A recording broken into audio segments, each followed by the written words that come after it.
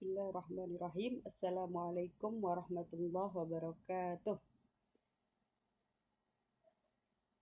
Bismillahirrahmanirrahim. Rabbi shrah li sadri wa yassir li amri wahlul 'uqdatam min lisani yafqahu qawli. Allahumma salli ala Sayyidina Muhammadin wa ala ali Sayyidina Muhammad.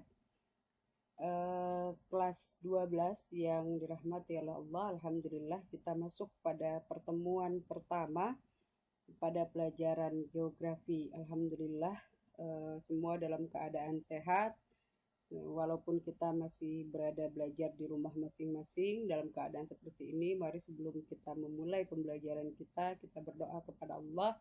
Mari bersama-sama kita membaca surat Al-Fatihah. Al-Hadiniyah wa likulliyatin salihah. Al-Fatihah. A'udzubillahi minasyaitonirrajim. Bismillahirrahmanirrahim. Alhamdulillahirabbil alamin. Arrahmanirrahim. Maliki yaumiddin. Iyyaka na'budu wa iyyaka nasta'in. Ihdinas siratal mustaqim. Siratal ladzina an'amta 'alaihim ghairil maghdubi 'alaihim waladdallin. Amin. Ya, pada pertemuan kali ini, pada pelajaran geografi, kita akan membahas mengenai konsep wilayah dan tata ruang. Pada pelajaran terakhir, kelas 11 di semester kedua, kita waktu itu belajar tentang kependudukan, kita belajar tentang persebaran sumber daya manusia. Nah, kelas 12 ini pada bab pertama, kita belajar tentang konsep wilayah dan tata ruang. Apa sih itu wilayah? Wilayah merupakan permukaan bumi yang dalam hal-hal tertentu dapat dibedakan bagian-bagian lain di sekitarnya. Contoh, ada wilayah perdesaan dan juga ada wilayah perkotaan. Tentu berbeda wilayah perkotaan, kemudian wilayah pedesaan. Kita tahu berdasarkan strukturnya, berdasarkan mobilitas orangnya, berdasarkan alamnya, maka ada berbeda. Maka wilayah adalah yaitu permukaan bumi yang dalam hal-hal tertentu dapat dibedakan bagian-bagian lain di sekitar. Ada beragam konsep wilayah.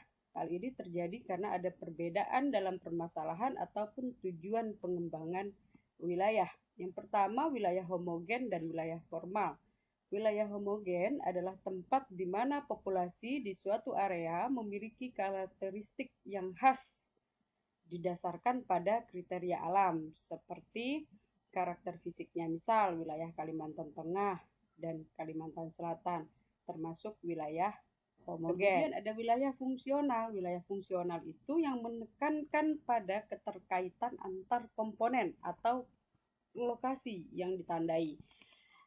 Misalnya beberapa aktivitas ekonomi. Contoh adalah daerah metropolitan yang terdiri dari kota besar di Jabodetabek seperti Jakarta, Bogor, Depok, Tangerang, Bekasi. Jadi wilayah itu berdasarkan padanya.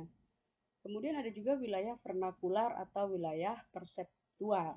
Wilayah vernakular atau wilayah perseptual ini memiliki identitas yang unik karena persepsi orang tentang wilayah tersebut. Soalnya kita tahu ada Bogor, kota hujan, Pekalongan, kota batik, kemudian Aceh, termasuk kota seperti Aceh, kota Serambi, Mekah. Ini adalah wilayah vernakular atau persepsi atau juga wilayah perseptual. Perwilayahan atau regionalisasi merupakan upaya untuk membagi-bagi permukaan bumi menjadi unit-unit teritorial dalam lingkung hidup dan tujuan tertentu.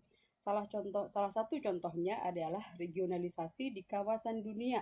Jadi pengelompokan suatu wilayah seperti ASEAN adalah kelompok-kelompok wilayah yang ada di Asia Tenggara. Kemudian adalah tata ruang adalah wujud struktur ruang dan pola ruang. Jadi pengertian ruang dalam geografi selalu berkaitan dengan permukaan bumi. Contoh dalam gambar ini kita lihat ada kawah Gunung Tambora. Jadi pada kita tahu kejadian meletusnya Gunung Tambora itu mengakibatkan adanya kaldera, adanya kawah yang diameter kawahnya itu saja 6 km. Perkembangan dan pertumbuhan wilayah yang pertama adalah makna pembangunan wilayah. Makna pembangunan wilayah arti sebuah proses, cara, atau perbuatan yang berkaitan dengan perubahan. Pembangunan nasional adalah upaya dilaksanakan oleh semua komponen bangsa dalam rangka mencapai tujuan bersama. Jadi apa sih pembangunan nasional? Pembangunan nasional adalah upaya yang dilaksanakan oleh semua komponen bangsa dalam rangka mencapai tujuan bersama.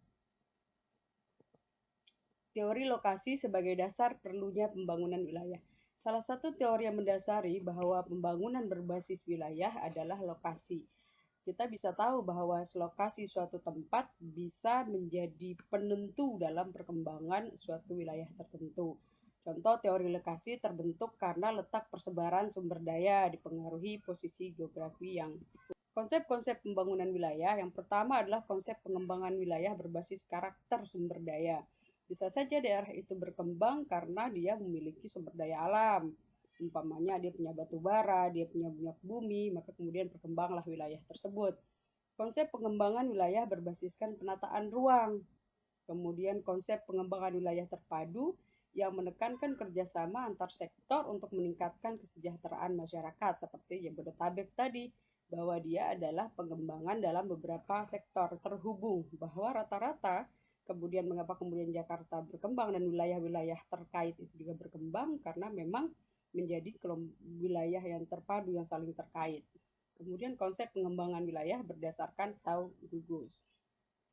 Kemudian faktor penentu pembangunan wilayah. Ada faktor topografi, ada faktor klimatologi, ada faktor hidrologi, ada faktor sumber daya hayati, ada faktor demografi atau sumber daya manusia. Apa aspek utama pembangunan wilayah? Yang pertama adalah terdapat pada fakta bahwa faktor-faktor produksi bersifat lokasional. Jadi kalau di satu wilayah itu ada umpamanya ada suatu perusahaan, ada pabrik dan sebagainya, itu menjadi juga faktor perkembangan atau pembangunan wilayah tersebut. Kedua, setiap kegiatan usaha cenderung melakukan pemusatan kegiatan ekonomi secara spasial di lokasi tertentu. Ketiga, menjadi alat untuk menyosialisasikan dan mengembangkan tingkat kesadaran berbagai pihak tentang perlunya menjaga lingkungan. Kemudian, pentingnya daya dukung wilayah untuk perencanaan. Pengembangan wilayah ada daya dukung pertanian. Daya dukung lahan pertanian adalah kemampuan lahan untuk menghasilkan tanaman pangan agar manusia dapat hidup layak. Artinya bahwa daya dukung wilayah adalah juga menjadi perencanaan dalam pengembangan wilayah. Contoh lahan pertanian. Lahan pertanian merupakan menjadi sumber tanaman atau pangan bagi kehidupan. Kemudian daya dukung lahan pemukiman. Pemukiman adalah bagian dari lingkungan hidup. Kawasan lindung baik merupakan kawasan perkotaan maupun pedesaan berfungsi sebagai tinggal. Kemudian daya dukung fungsi lindung. Daya dukung fungsi lindung merupakan kemampuan suatu wilayah dengan berbagai aktivitas penggunaan lahan di wilayah tersebut untuk menjaga ekosistem pada suatu. Kemudian daya dukung fungsi ekonomi wilayah. Daya dukung ekonomi wilayah adalah kemampuan perekonomian suatu wilayah dalam mendukung konsumsi penduduknya di wilayah tersebut. Kemudian daya dukung ekologi. Daya dukung ekologi merupakan tingkat maksimum baik jumlah maupun volume pemanfaatan suatu sumber daya atau ekosistem yang dapat diakomodasi oleh suatu wilayah sebelum terjadi penurunan kualitas ekologi. Kemudian apa sih tujuan pembangunan wilayah? Tujuan pembangunan wilayah, terutama tujuan pembangunan negara Republik Indonesia ini diperlukan untuk mewujudkan cita-cita nasional seperti yang tercantum dalam pembukaan Undang-Undang Negara Republik Indonesia tahun 45, yaitu menciptakan kesejahteraan bagi masyarakat.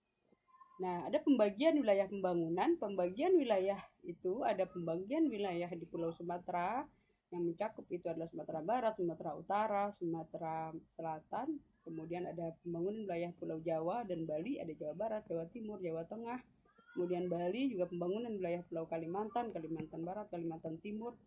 Kemudian pembangunan Pulau Sulawesi, Sulawesi Tengah, Sulawesi Tenggara, Sulawesi Selatan, pembangunan wilayah Pulau Nusa Tenggara, Nusa Tenggara Barat, Nusa Tenggara Timur, dan pembangunan wilayah kepulauan. Nah, ini silahkan berdasarkan materi tadi ada beberapa latihan, silahkan dikerjakan. Silahkan diisi, kemudian nanti setelah diisi bisa dijawab di kertas, kemudian dikirimkan. Mungkin itu saja. Terima kasih. Assalamualaikum warahmatullahi wabarakatuh.